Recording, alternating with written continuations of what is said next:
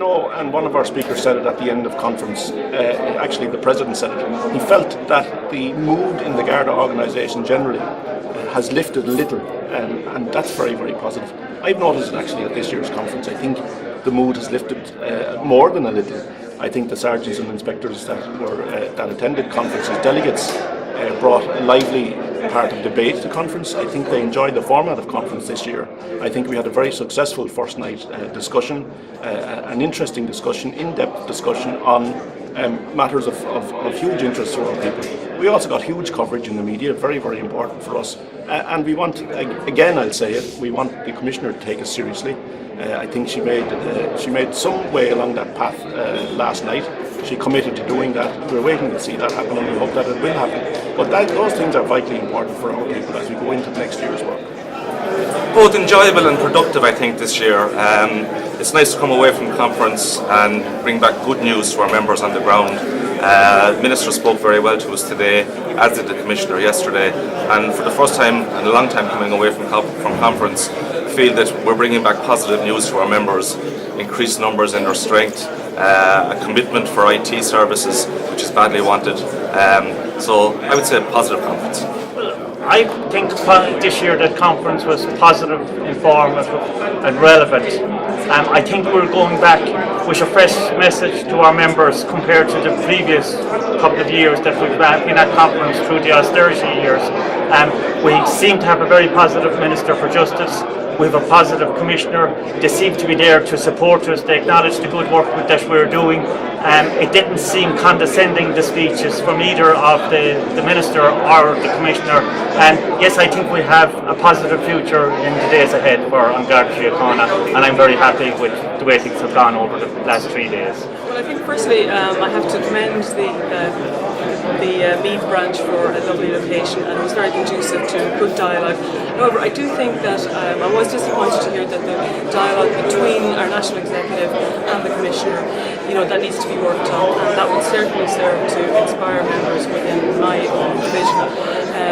I think as well that just in relation to at the end of conference, it might be no harm to have maybe an evaluation and feedback sheet, and that's coming from my training, teaching background, but it would be just something that there are a few issues and areas that we were discussing that just might be improved on in the future. And just one final thing, maybe the names on photographs in the Clár next year, because it's nice to see who's who. There was a lot of good engagement. I think our keynote speaker, Mark Knocklin, was a very inspirational voice at the conference. I suppose some of the other speakers did fudge some questions behind the veil of not being long in the position, and that was probably not the answer we were expecting from some people. From our own point of view, I feel maybe there might be too many of our own members talking to the media. I feel our General Secretary is one strong voice, one recognised face, one brand, and he has a unique way of delivering, and maybe that's the voice we should be putting out more. I think there's a renewed hope now in the job, and we feel more positive this year. We've had some excellent speakers, some very inspiring speeches. I felt the Commissioner didn't touch on some aspects, and again it was disappointing that our National Executive had difficulties in engaging with her. Very positive from the Minister, and it's great to hear the increase in numbers. However, we need to ensure that not just stations, but where I am in Garda headquarters, that specialist units that have been forgotten about will get their staffing levels increased, because we're at critical levels. But I think it's overall it is more positive news and a renewed hope for the future of the job. As a guest almost at conferences, was a very rewarding experience, because it started off very positive.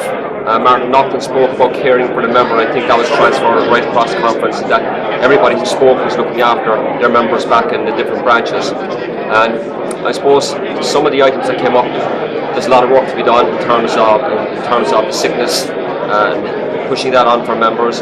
And then we take it through when you see Mark Tolan talking today about all the things that has to be done and the work that has to be done.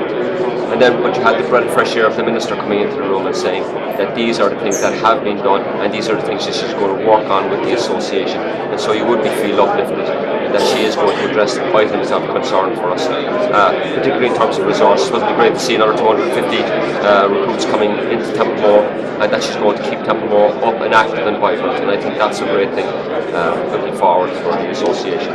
So it was a very positive experience, but there's a lot of work to be done.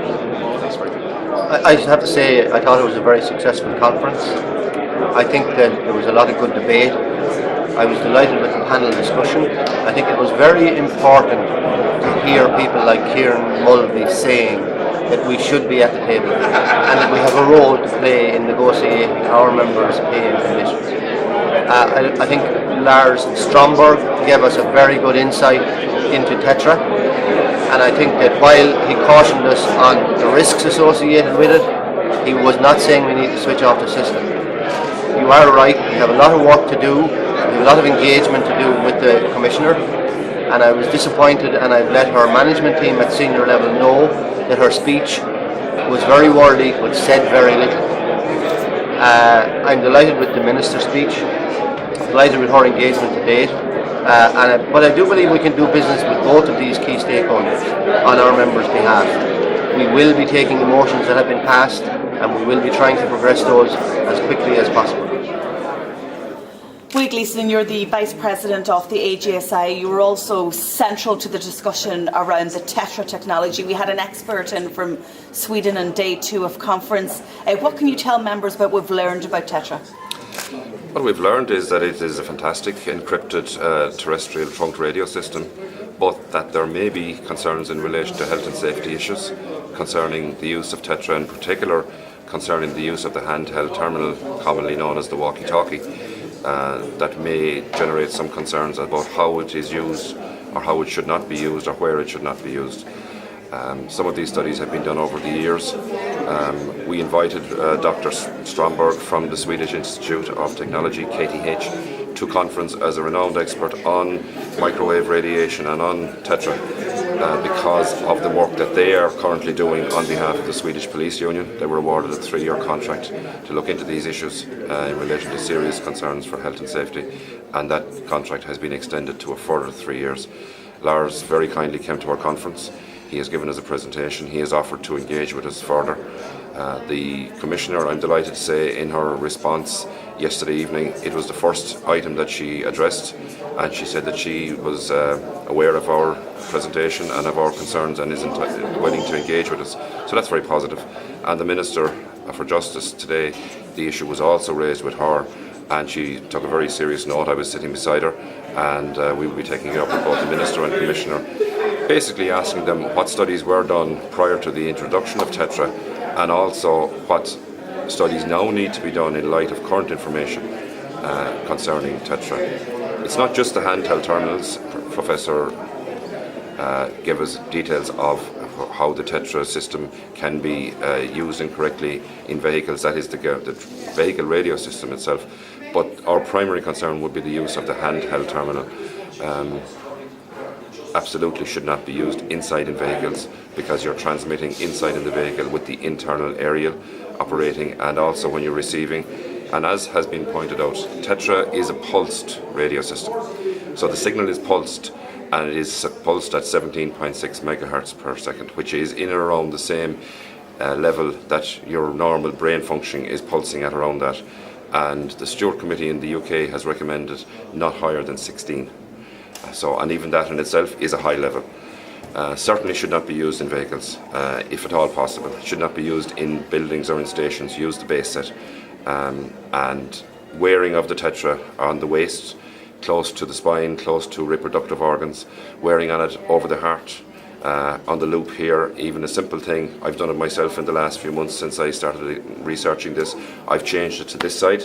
I don't know if that's going to make any difference, but it's away from my heart. And one concern we do have is the prolonged use of the handheld terminal as a telephone.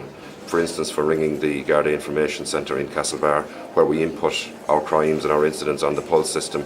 You're using the Tetra as a telephone with the aerial actually up to your ear, transmitting into your brain, is what the experts tell us, and you could be on hold for 10-15 minutes, and that is a serious concern. And one item that Professor Stromberg said yesterday, he said, you use a telephone, a mobile phone, for 10 minutes, your ear and your face heat up. And he showed us diagrams of that and gave us instances, and we all are aware of that. So if that's what the phone is doing, what is the pulse Tetra system doing? These are the questions. I'm not an expert, but I'm good to ask questions. I think your President's address marked out an agenda that's not unfamiliar to me, I'm pleased to say. And I'm looking forward to meeting your executive in the coming weeks, because I think there's more than anything else I would say, there's a huge commonality in the agenda of the association and what it is that I feel I'm here to do. So I'm looking forward to exploring that. And there'll be tough discussion. It's not just a one-way street. So that said, it's been a great opportunity to engage. There's been a lot of discussion among delegates over the past 3 days about what you can bring to An Garda Síochána, your extensive national and international background in the private sector, in human resources, in people management and people development. Will you have the wherewithal to put your vision, which you so clearly stated on first evening of the conference, bring it into reality? I don't know is the short answer to that, but I am certainly going to press the case, because it is resource dependent, as you say, Joanne, and I don't want to leave a hostage to fortune and pretend that the resources are there right now. They're not. And so rule one is enable. So we have a vision.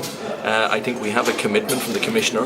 I think the Minister's words today were particularly encouraging, and I am determined. But it is very resource dependent, and I will certainly try, and I think align with the association in what it's trying to do in winning the resources to enable us become the 21st century police service.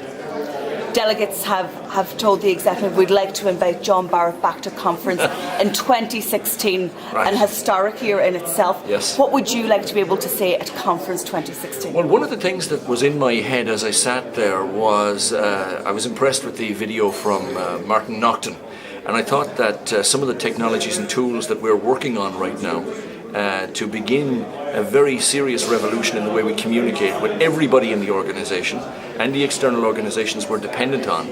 I would love to put those tools on display and show how the platform will engage and push technologies and move us, I think, considerably up the dial in that, and that would be one thing. I think in the policy framework area we've got work to do, and that's very much aligned with what we heard from delegates, and that's encouraging. I think equally, structurally, HR is very antiquated, and there will be changes, and I would outline some of those to the executive when we meet. We have a plan to go pilot in 2 regions within the next 6 months in a very different kind of HR delivery. And I suppose ultimately what we're seeking to do is bring the point of resolution of issue closer to the point of incidence. There are long lags in this organisation, which is not in my experience elsewhere. John Barrett, thank you very much Thank for you your contribution and for attending conference. Thank you very much indeed, my pleasure.